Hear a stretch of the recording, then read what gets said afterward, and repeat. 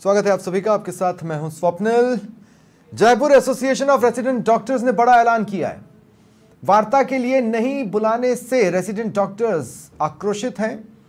48 घंटों का अल्टीमेटम दिया है।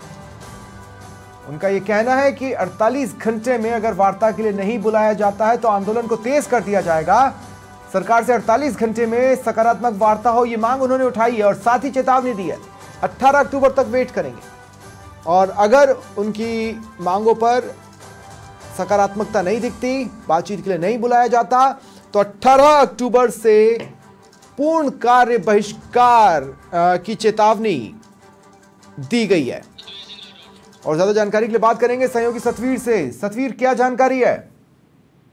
जी देखिए, बिल्कुल जिस तरीके से लगातार जो रेजिडेंट डॉक्टर है वो अपनी 8 सूत्रीय मांगों को लेकर जो अपना आंदोलन है वो यहाँ पर चला रहे हैं। इमरजेंसी जो सेवाएं हैं उसको छोड़कर बाकी जगह सभी जगह रेजिडेंट डॉक्टरों ने जो कार्य बहिष्कार वो यहाँ पर कर रखा है। ऐसे में लगातार जो मरीजों की जो परेशानियां हैं वो भी सामने तौर पर बढ़ती हुई नजर आई है। तो वहीं पर अब पिछले कुछ दिनों से जिस तरीके से आंदोलन रेजिडेंट डॉक्टरों की ओर से किया जा रहा है, उसके बाद में रेजिडेंट डॉक्टरों ने आरोप लगाया और अभी जिस तरीके से चेतावनी यहाँ पर दी है कि पिछले जो सरकार की ओर से जो आश्वासन मिला था कि उनकी मांगे मान ली जाएगी और उसके बाद में काफी दिन बीत जाने के बाद में उनकी जो मांगे हैं उनके ऊपर विचार नहीं किया गया है। तो अब उन्होंने जो पूर्ण कार्य बहिष्कार का जो चेतावनी है वो यहाँ पर दी है। उन्होंने साफ तौर पर कहा है कि अगर 48 घंटों के अंदर सरकार की ओर से कोई वार्ता के लिए उनसे बातचीत नहीं की जाती है, उनकी समस्या का समाधान नहीं निकाला जाता है, तो ऐसे में वो 18 अक्टूबर के बाद में अपनी जो पूर्ण कार्य बहिष्कार की जो आंदोलन है वो यहाँ पे शुरू कर देंगे। इसका मतलब है कि सभी सेवाएं, चाहे वो इमरजेंसी हो चाहे कोई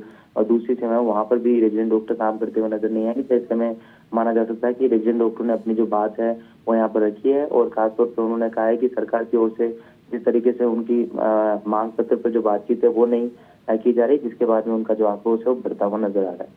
अभी जो जिस मोड पर इनकी हड़ताल चल रही है उसके क्या रिपरकशन सामने आ रहे हैं?